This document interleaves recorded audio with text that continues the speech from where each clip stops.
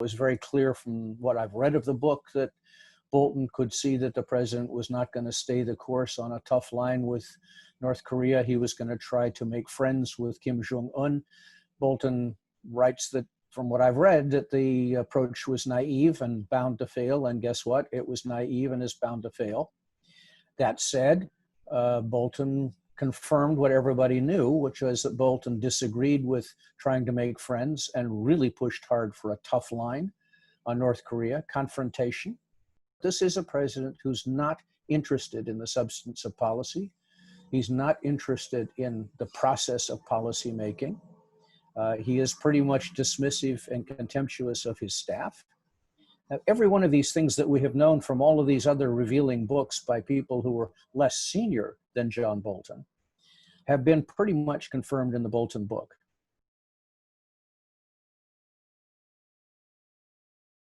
Every president has his own peculiar style for organizing and using the National Security Council.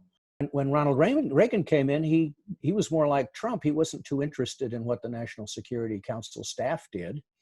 And he had, I think, 5 or 6 national security advisors during the 8 years of his presidency. So the turnover in national security advisors that Trump has done is not entirely unprecedented. Reagan did that.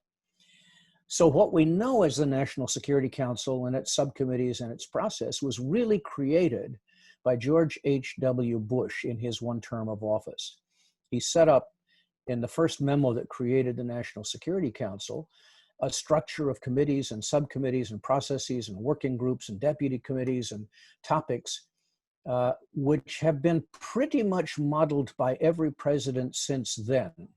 Trump, unlike W, who was prepared to allow the departments to do their jobs, this president, if he sees it on Fox News or it happens to irritate him or somebody sends him a letter or somebody says a comment or makes a phone call, he'll intrude into federal departments, including the foreign policy and national security departments, at will. He has no hesitation of doing it. He's made it perfectly clear.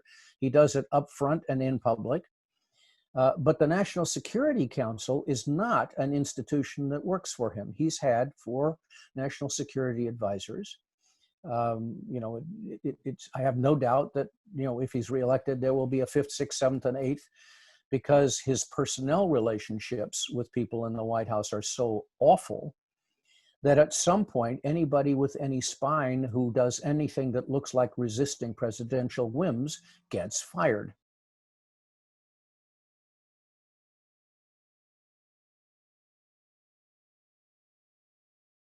Bolton made a decision not to show the integrity that people like Bill Taylor and the former ambassador to the Ukraine showed in showing up before the impeachment investigation in the House.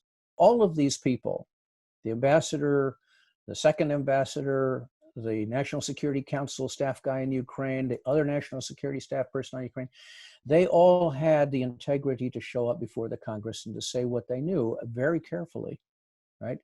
John Bolton showed no such integrity, pure and simple. The book is The Art of the Hustle. It shouldn't be called in the room where it happened. It should have been called, a successful hustle. He did a wonderful job of marketing his book by not testifying.